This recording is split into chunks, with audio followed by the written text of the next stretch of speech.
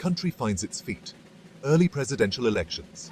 The United States of America, land of the free, home of the brave, and inventors of, well, the Electoral College.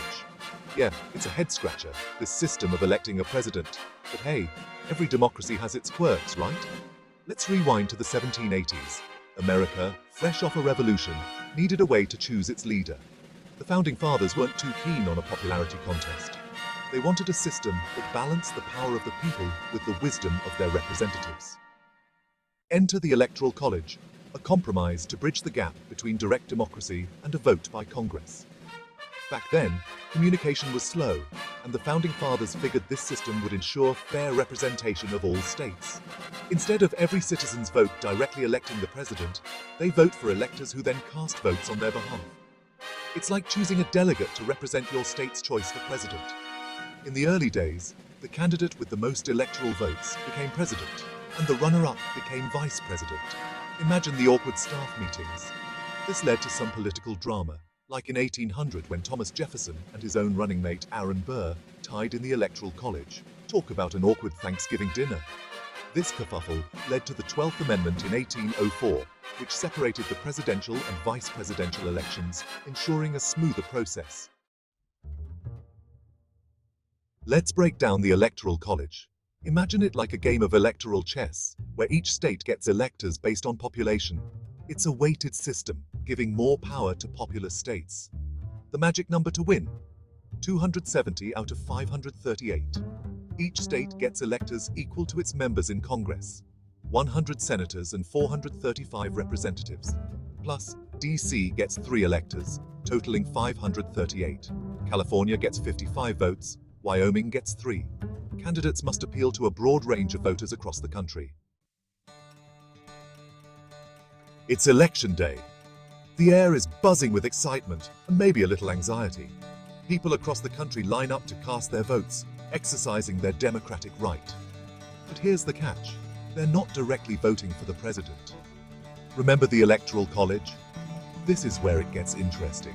When you cast your vote for president, you're actually voting for a group of electors who have pledged to support that candidate. It's like a two-step process. The candidate who wins the popular vote in a state usually gets all of that state's electoral votes. It's a winner-take-all system in most states. Think of it like this.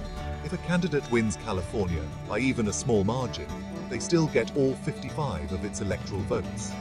This is why candidates often focus their campaigns on winning key battleground states, where the race is tight and a small shift in votes can make a big difference in the Electoral College. Section 4. The electors decide. December's important meeting. The election buzz might have died down, but the process is far from over. In December, usually on the Monday after the second Wednesday, because why make it simple? The electors chosen on election day meet in their respective state capitals. It's like a gathering of political VIPs, each with a crucial role to play. These electors cast their votes for president and vice president based on the results of the popular vote in their state.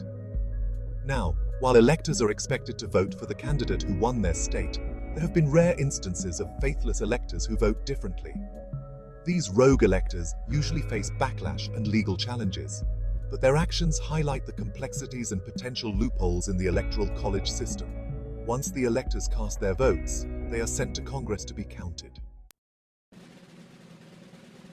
Section 5. Counting the votes. Congress makes it official. The new year rolls in, and all eyes turn to Congress. On January 6th, the House of Representatives and the Senate hold a joint session to officially count the electoral votes and declare the winner of the presidential election. It's a moment of truth, the culmination of months of campaigning, voting, and counting. The Vice President, acting as the President of the Senate, presides over the session and announces the results. If a candidate receives 270 or more electoral votes, they are declared the winner and sworn in as the next President of the United States on January 20th. However, if no candidate reaches the magic number of 270, the House of Representatives steps in to choose the president from among the top 3 candidates. Each state delegation gets 1 vote, and the candidate who wins a majority of the delegations becomes president.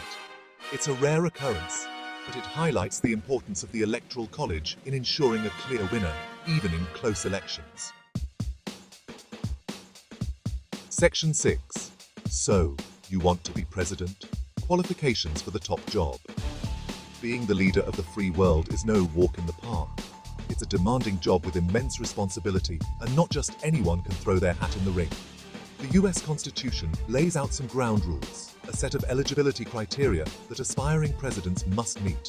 First and foremost, you got to be a natural-born citizen of the United States. Sorry, Elon Musk, no running for president after colonizing Mars.